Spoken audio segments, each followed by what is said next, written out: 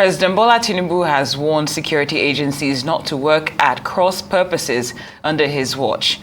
The president's position was made known after he received a security appraisal from heads of security and intelligence agencies in the country. Our State House correspondent Adesua Omorwan has this report. With Boko Haram insurgency in the northeast, banditry in the northwest and north-central regions, cessationist agitation in the southeast, and oil theft in the Niger Delta, President Bola Tinubu faces a daunting task of ensuring the safety and security of Nigerians. We shall defend the nation from terror and all form of criminality that threaten the peace and stability of our country. On his fourth day in office, President Tinubu holds a crucial meeting with heads of security and intelligence agencies. The meeting served as a platform to receive comprehensive situation reports from across the country, while he emphasizes the vital need for coordination among the various security agencies. He has made it very clear that he will not accept a situation in which our fortunes keep declining. All agencies must work to achieve one single purpose. Working at cross purposes and colliding with each other is not something that he will condone. Mr. President fired with that mandate and to realign our interventions to fit the expectations, not just of Nigerians, of course, with the mandate that Mr. President has given to us. In a move towards security reforms, the President announces his intention to review the country's security architecture with a specific focus on maritime security and combating oil theft. He's going to take a closer look at our misfortunes in the maritime domain, focusing particularly on the issues of oil theft. That he is not going to tolerate. Wherever the problem is coming from, it must be crushed as soon as possible. He's already mandated the security agencies to come up with a blueprint. As far as he knows, as far as he's concerned, he doesn't have the luxury of time, and whatever changes will be made have to be done as soon as possible. Furthermore, as a moral booster, the welfare and support of the armed forces and other operatives in the theater of operations was also in focus during the meeting. The President also has decided that whatever ventures the armed forces are going to be engaged in, they must carry along those operatives in the theater. They must be well fed, well kitted, motivated, and given all that they require. Recognizing the significance of the dedication and sacrifices in safeguarding the nation, the President reportedly expresses his appreciation for the armed forces, intelligence agencies, and paramilitary organizations. Now, all attention turns to the President's directive to the security hierarchy as he strives for a safer Nigeria where officers and operatives are motivated and dedicated in ensuring the nation's security. From the presidential villa, Adesua Omorwan for Arise News. And joining us now to discuss Tinubu's plan to overhaul Nigeria's security system with a view to making the nation safer is Arise News analyst Dayo. Sobowale, thank you for joining us as always on Newsday. Yeah, it's a pleasure. All right, so coming on the heels of that meeting, are we likely to see any dramatic change in the fortunes of insecurity, or rather in Nigeria? Well, he's given the speech, the inaugural speech of the president. I think the warm reception he has given the service chiefs is just the beginning. It's a matter of courtesy, because our security situation is dismal. In fact, in his speech, he made his security doctrine clear. He made it very clear. He made it, what? Then I got so.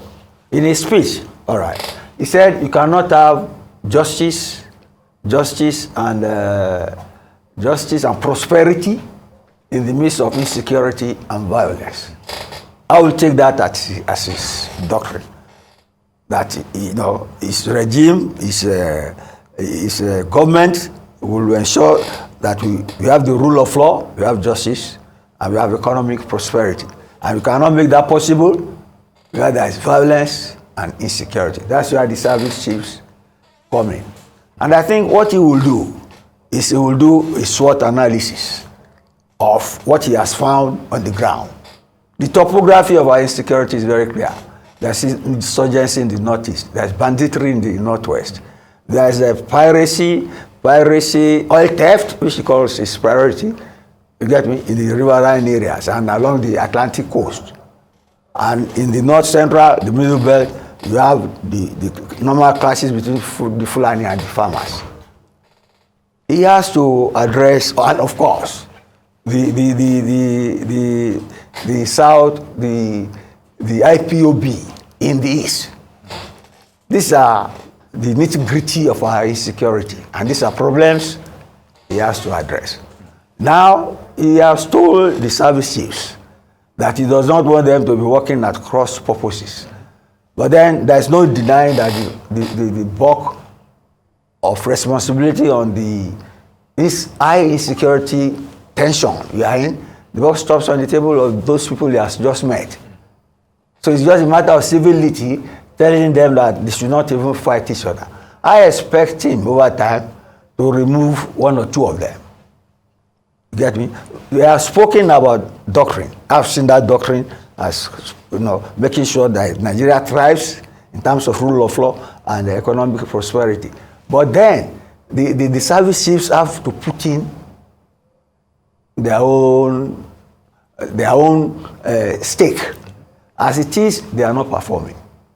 And if you have not, see, and there is a poor record on performance for them to rely on.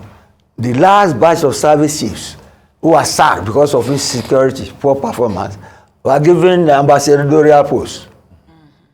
Whereas if you have not performed, you should get punished.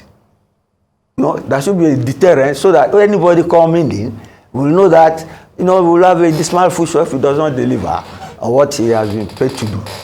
But during his speech, the president mentioned one thing too, that is grateful to the armed forces for their sacrifice, and that is going to make sure they are well-trained, well-equipped, well-fed. Although the emphasis has been on well-fed now. Whereas, what he is trying to say is that a well-trained military force that can face threats and neutralize threats and make national security, which involves political, economic, law enforcement and all that, make the country safe for all of us. That is the essence of what he has told them. So now the ball is in their court to improve the situation or face the axe. Well said. So, Mr. Sobowale, I'm just wondering, when it comes to, working at cross purposes and the interagency rivalry that has been identified, I'm wondering what you think has fueled that over time. You see, the state of preparedness of armed forces have not been nice. You see the successes Boko Haram made. Mm-hmm.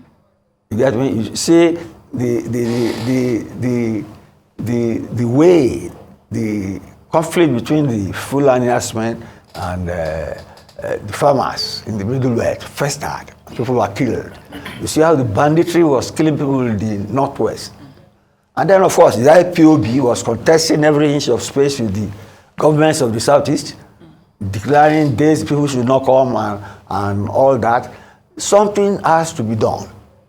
It is unpleasant to say this now, but this ticket is a Muslim ticket. You get me? Religion played a part in the way the last president handled insecurity in the country. And only a blind man will not see that he did not do enough to stop the pillage of the herdsmen who are Muslims. It got to a stage that autumn the major governor in the Benue State was almost going to start abusing the president. Yeah. Get me? The situation is still there. Mietiala is there. Mietiala supported Tinubu, and Tinubu has promised that when he comes in, he will face the insurgency in the northeast, and he will face the banditry in the northwest. But this is a Muslim ticket. How far can he go? He has identified in his manifesto that the problem of banditry insurgency was because of unemployment and the fact that people were idle, so that they were easy fodder to be recruited into rebellious groups and all that. So how is he going to do that? How far can he go on the Muslim ticket to have an even hand so that he must be able to deter terrorists in any shape or form? They must fear that government is here, government must act. But then, on a lighter note, let me illustrate the state of our technological preparedness. You look at, during the inaugural ceremony, there was this helicopter flying our flag. The helicopter, it was like if it was not steady, and the flag was drooping. Whereas in the past, when we had the independence ceremony, our Air Force, you see them flying like those types during the coronation in England and Queen Elizabeth II. You see the Air Force showing the colors of the red-blue colors of the blackjack. Now this one, we have a powerful, ever-ready Air Force, but then they brought an helicopter that was flying like a boat that will come down. Mr. It's not so technological. Technology also plays a huge role in, we're seeing the deployment of drones when it comes to banditry and all that. But security should be encompassing. Let's delve into the issue of security votes at parliamentary and governorship levels of governors. So how effective have they been over time?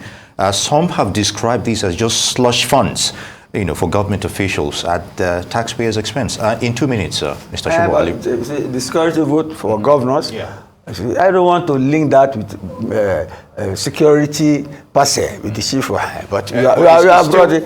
No, that one is a sort of fraud. Everybody knows that. There's no transparency there, there's no accountability there. It is an unstated fact that the amount is never known. It's privy only to the something. And then insecurity thrives in spite of the fund. So it's a system that should be scrapped.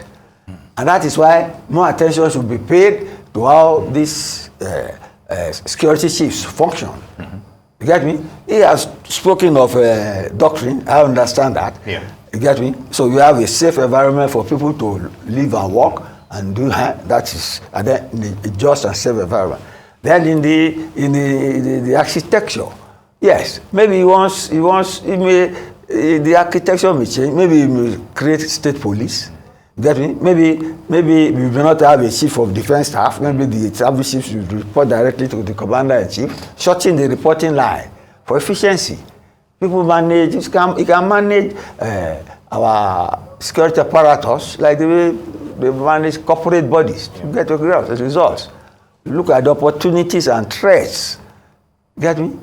And your strengths and weaknesses. You expand on your opportunities, seize them, like you said, to criminal employment. Because if it does not, the insurgency will thrive. Get me? And put down those terrifying the Nigeria state. I keep on defining government. The government is any government can use physical force in enforcing its rule within a given territorial area. Thank you Sam? so much. Oh, you ended it with Sam again. Thank you. Thank you very much. All right. You would have reminded me. Yes, I would have. I'm glad you didn't forget. All right, analyst Mr. Dayo Sobowale, it's always a pleasure. Thank you for your time, as always.